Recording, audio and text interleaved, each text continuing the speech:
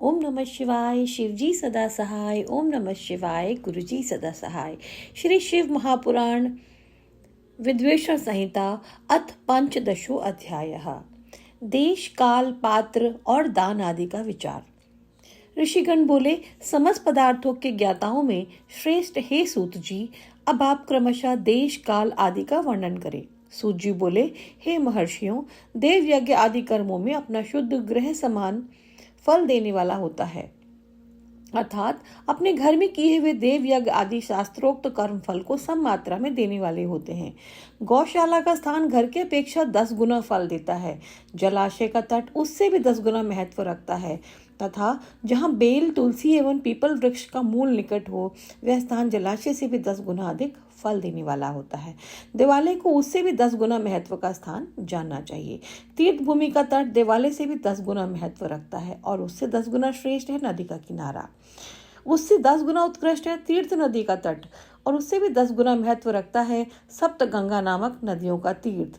गंगा, गोदावरी, कावेरी, ताम्रपर्णी, सिंधु, सरयू और नर्मदा, इन 7 नदियों को सप्त गंगा कहा गया है। समुद्र के तट का स्थान इनसे भी 10 गुना अधिक पवित्र माना गया है। पर्वत के शिखर का प्रदेश समुद्र तट से भी 10 गुना पावन है। सबसे अधिक महत्व का वह स्थान जानना चाहिए जहां मन लग जाए। यहाँ तक देश का वर्णन हुआ। अब काल का तारतम्य बताया जाता है। सत्व युग में यज्ञ, दान आदि कर्म पूर्ण फल देने वाले होते हैं, ऐसा जानना चाहिए। त्रेता युग में उसका 3/4 फल मिलता है, और द्वापर में सदा आधे ही फल की प्राप्ति कही गई है।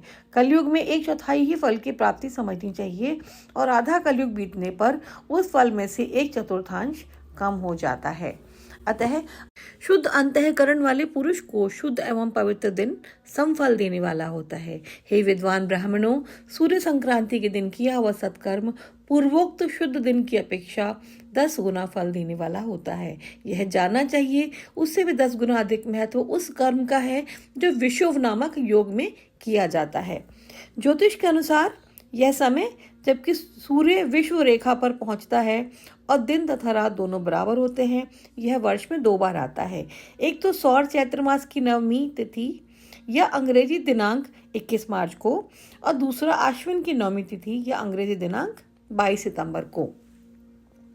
दक्षिणायन आरंभ होने के दिन अर्थात कर्क की संक्रांति में किए हुए पुण्य कर्म का महत्व विषु से भी 10 गुना अधिक माना गया है। उससे भी 10 गुना अधिक मकर संक्रांति में, और उससे भी 10 गुना अधिक चंद्र ग्रहण में किए हुए पुण्य का महत्व है। सूर्य ग्रहण का समय सबसे उत्तम है। उसमें किए गए पुण्य कर्म का फल चंद्र ग्रहण से भी अधिक और पूर्ण मात्रा में होता है।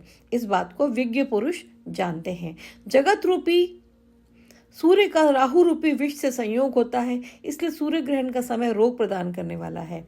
अतः उस विष की शांति के लिए उस समय स्नान, दान और जप करना चाहिए।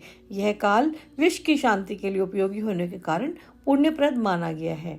जन्म नक्षत्र के दिन तथा व्रत की पूर्ति के दिन का समय सूर्य ग्रहण के समान ही समझा जाता है, परंतु महापुरुषों के संग का काल करोड़ सूर्य ग्रहण के समान पावन है, ऐसा ज्ञानी पुरुष मानते हैं। तपोनिष्ठ योगी और ज्ञाननिष्ठ यति ये पूजा के पात्र हैं, क्योंकि ये पापों के नाश में कारण होते हैं। जिसने 24 लाख गायत्री का जप कर लिया हो, वह ब्राह्मण भी पूजा का पात्र है। उसका पूजन संपूर्ण फलों और भोगों को देने में समर्थ है। जो पतन से त्राण करता है, अर्थात नरक में गिरने से बचाता है, उसके लिए इसी गुण के कारण शास्त्र में पात्र शब्द का प्रयोग, वह दाता को पाप से त्राण प्रदान करने के कारण पात्र कहलाता है। गायत्री अपना गान करने वाला का अधोगति से त्राण करती है, इसलिए यह गायत्री कहलाती है। जैसे इस लोक में जो धनहीन है वह दूसरे को धन नहीं दे सकता, जो यहाँ धनवान है वही दूसरे को धन दे सकता है। इसी तरह जो स्वयं शुद्ध और पवित्र आत्मा है वही दूसरे मनुष्यों का त्राण या उद्धार कर सकता है। जो गायत्री का जप करके शुद्ध हो गया है वही शुद्ध ब्राह्मण कहा जाता है। इसलिए दान, जप, होम, पूजा इन सभी कर्मों के लिए वही शुद्ध पात्र है। ऐसा ब्राह्मण ही दान लेने तथा रक्षा करने की पात्रता रखता है। स्त्री हो या पुरुष, जो भी भूखा हो वही अन्नदान का पात्र है। श्रेष्ठ ब्राह्मण को समय पर बुलाकर उसे धन अथवा उत्तम वाणी से संतुष्ट करना चाहिए। इससे अभीष्ट फल की प्राप्ति होती है। जिसको जिस वस्तु की इच्छा हो उसे वह वस्तु बिना मांगे ही दे दी जाए तो दाता को उस दान का पूरा पूरा फल प्राप्त होता है। ऐसे महर्षियों की मान्यता है जो याचना करने के बाद दिया गया हो वह दान आधा ही फल देने वाला बताया गया है। अपने सेवक को दिया हुआ दान 1/4 फल देने वाला कहा गया है। हे विप्रवरों, जो जाति मात्र से ब्राह्मण है और दीनता पूर्वक वृत्ति से जीवन बिताता है, उसे दिया हुआ धन का दान दातों को इस भूतल पर 10 वर्षों तक भोग प्रदान करने वाला होता है। वही दान यदि वेद वेत्ता ब्राह्मण को दिया जाए तो वह स्वर्ग लोक में देवताओं के 10 वर्षों तक दिव्य भोग देने वाला होता है।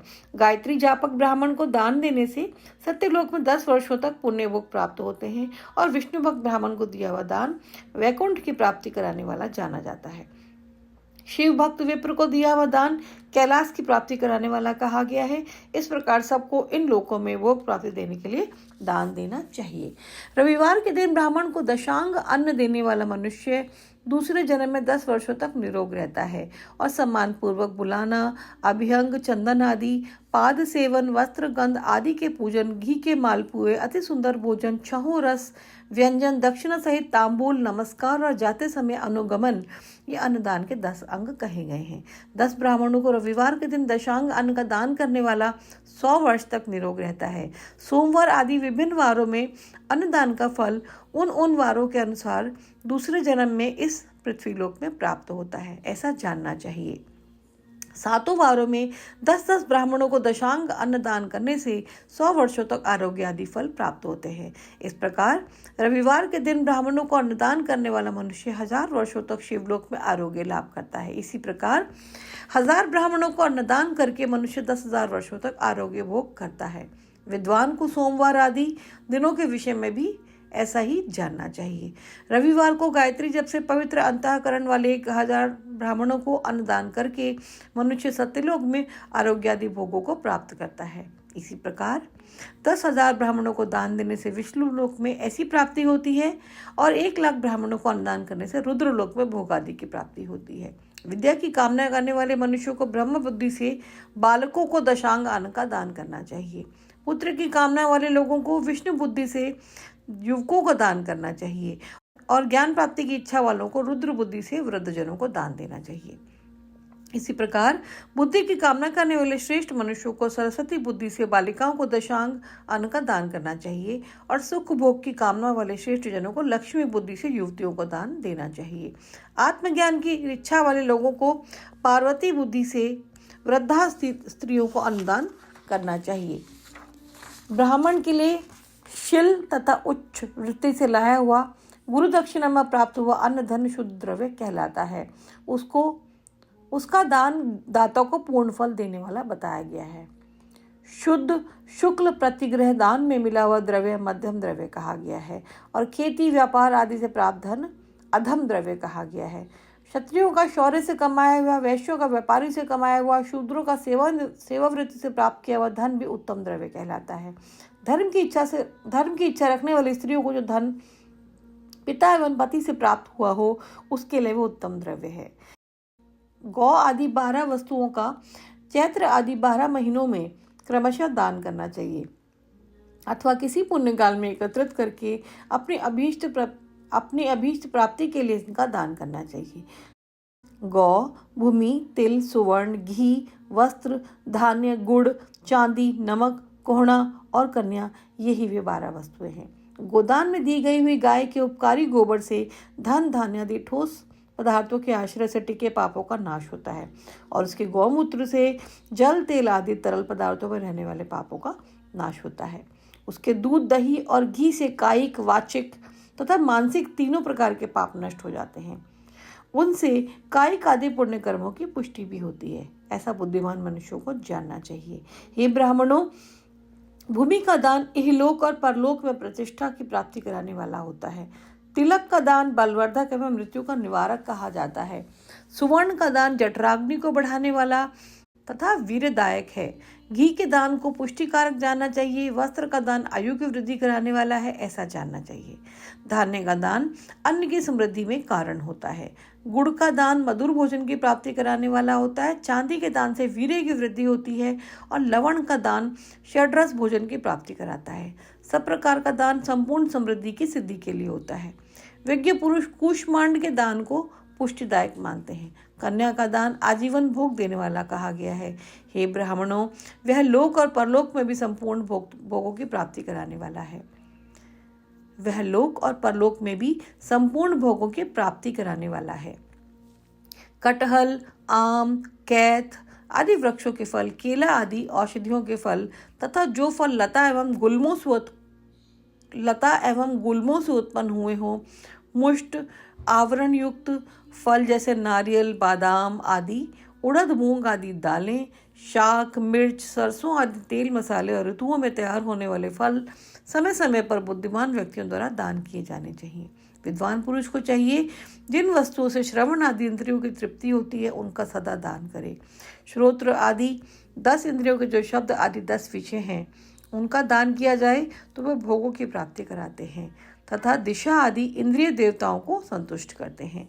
वेद और शास्त्र को गुरुमुख से ग्रहण करके गुरु के उपदेश से अथवा स्वयं ही बोध प्राप्त करने के पश्चात जो बुद्धि का वह निश्चय होता है कि कर्मों का फल अवश्य मिलता है, इसी को उच्च कोटि की आस्तिकता कहते हैं। भाई, बंधु अथवा राजा के भय से जो आस्तिकता बुद्धि या श्रद्धा होती है वे कनिष्ठ श्रेणी की आस्तिकता होती है। जो सर्वथा दरिद्र है, जिसके पास सभी वस्तुओं का अभाव है, वह वाणी अथवा कर्म शरीर द्वारा यजन करे। मंत्र, स्तोत्र और जप आदि को वाणी द्वारा किया गया यजन समझना चाहिए तथा तीर्थ यात्रा और व्रत आदि को विद्वान पुरुष शारीरिक यजन मानते हैं। जिस किसी भी उपाय से थोड़ा हो या बहुत देवतार्पण बुद्धि से जो कुछ भी दिया अथवा किया जाए वह दान या सत्कर्म भोगों की प्राप्ति कराने में समर्थ होता है। तपस्या और दान ये 2 कर्म मनुष्यों को सदा करने चाहिए तथा ऐसे गृह का दान करना चाहिए जो अपने वर्ण, चमक दमक या सफाई और गुण सुख सुविधा से सुशोभित हो। बुद्धिमान पुरुष देवताओं की तृप्ति के लिए जो कुछ देते हैं वे अतिशय मात्रा में सब प्रकार के भोग प्रदान करने वाला होता है। उस दान से विद्वान पुरुष इहलोक और परलोक में उत्तम जन्म और सदा सुलभ होने वाला भोग पाते हैं।